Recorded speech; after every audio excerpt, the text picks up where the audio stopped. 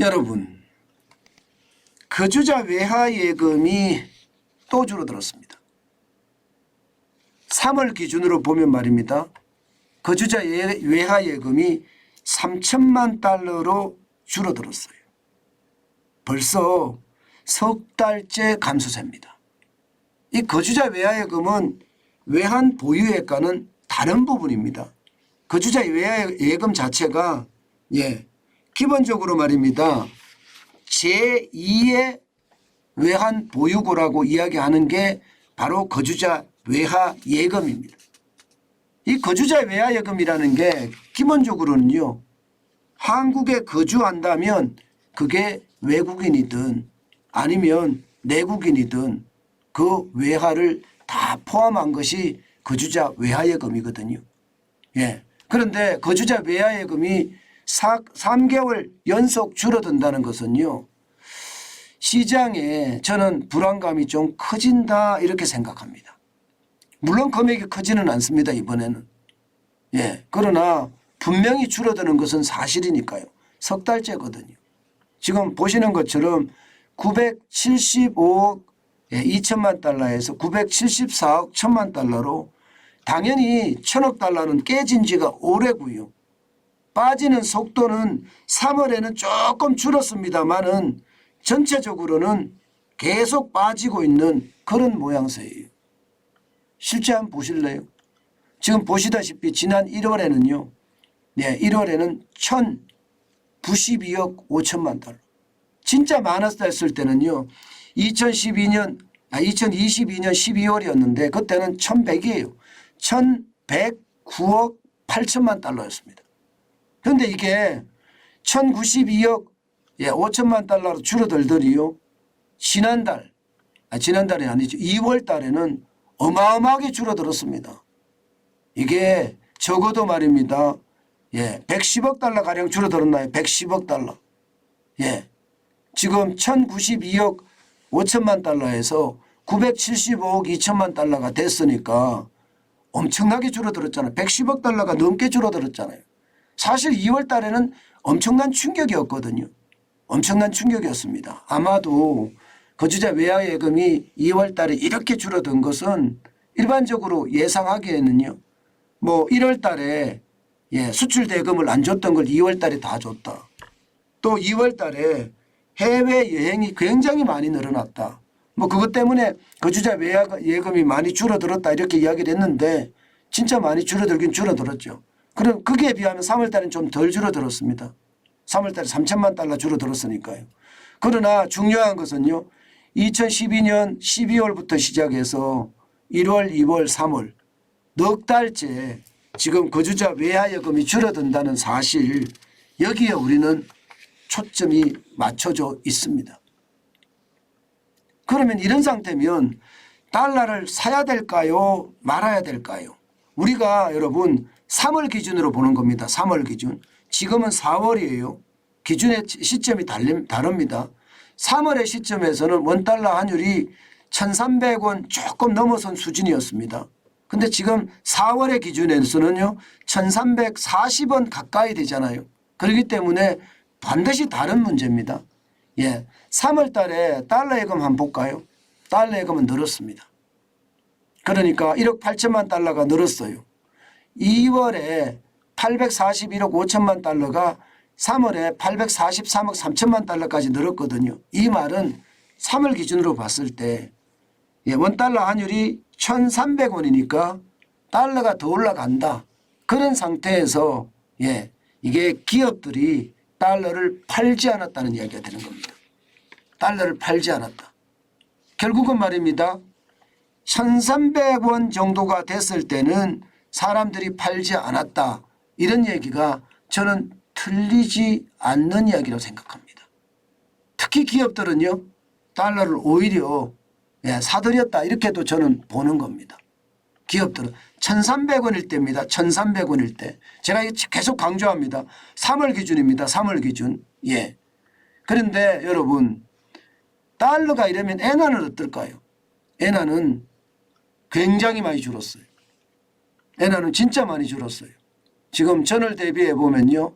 엔화는 4억 7천만 달러가 줄어들었습니다.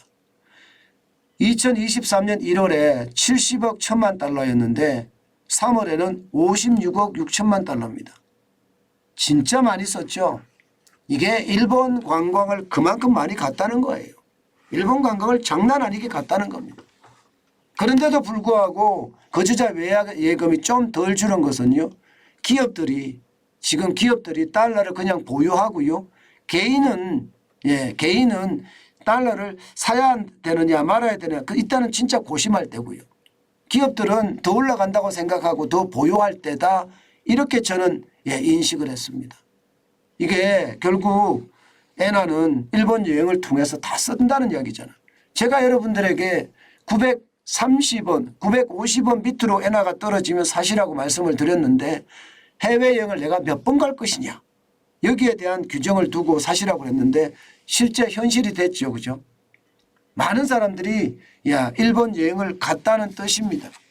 갔다는 뜻이에요. 자, 그러면요. 이제 기업들은 또 어떻게 했는지 또 개인은 어떻게 했는지 볼까요? 자, 기업들은요. 여러분 보시다시피 2022년 지금 12월에 961억 달러를 가지고 있었거든요. 그때 이후로 많이 줄어들다가 2월, 3월에는 안 줄어들었습니다. 안 줄어들었어요.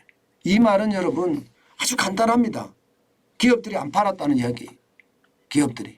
기업들은 수출한 대금을 보유하고 있다는 뜻입니다. 2월에도 보유, 3월에도 보유. 계속 보유하고 있다는 뜻이에요. 개인은 여러분 3천만 달러가 줄어들었으니까 145억 7천만 달러에서 145억 4천만 달러로 줄어들었으니까 일부 1,300원도 팔았다는 이야기가 되는 겁니다. 여기에다가 여러분 말씀드렸다시피 해외여행을 가면서 돈을 썼다는 얘기고. 자, 그러면 지금 어떻게 해야 될까요? 지금.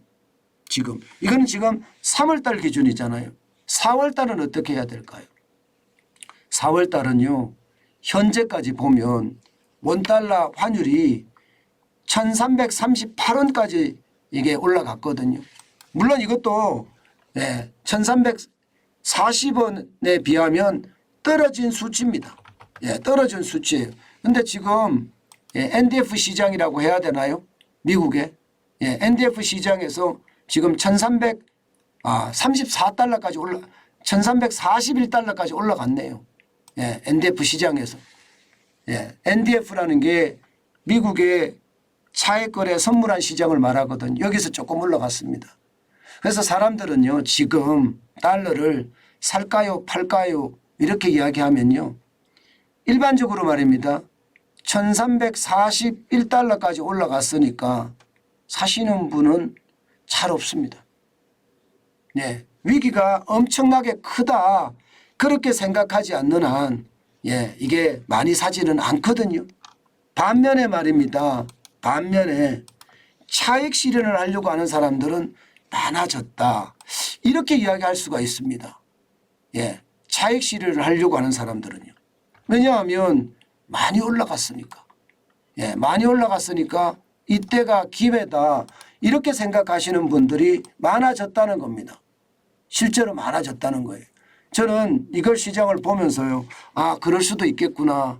그런 생각을 진짜 많이 합니다. 여러분 이거 한번 보세요. 지금 원달러 환율은 1341원이거든요. 그렇기 때문에 일부 차익 실현을 하려고 하는 사람들이 늘어났다. 이렇게 예상하는 것이 맞다. 그렇게 보입니다. 문제는 여러분 지금 거주자 외화예금 전체가 이게 넉 달째 줄어든다는 사실입니다. 저는 이게 넉 달째 줄어드는 것이 결국은 말입니다.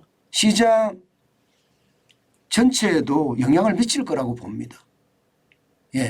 그만큼 거주자 외화예금은요.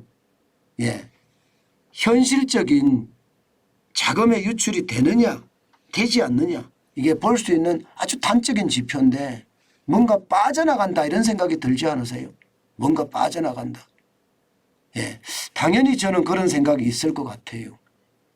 그러니까 외국인들은 지금 달러를 빼서 결국 본사를 옮기는 그런 모양새. 아마 4월에는 더 많이 빠지지 않을까 그런 생각은 저는 해보거든요.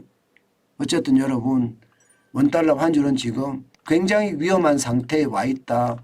뭐 그 정도로 이해하시면서 시장을 바라보는 게 저는 좋다고 생각합니다.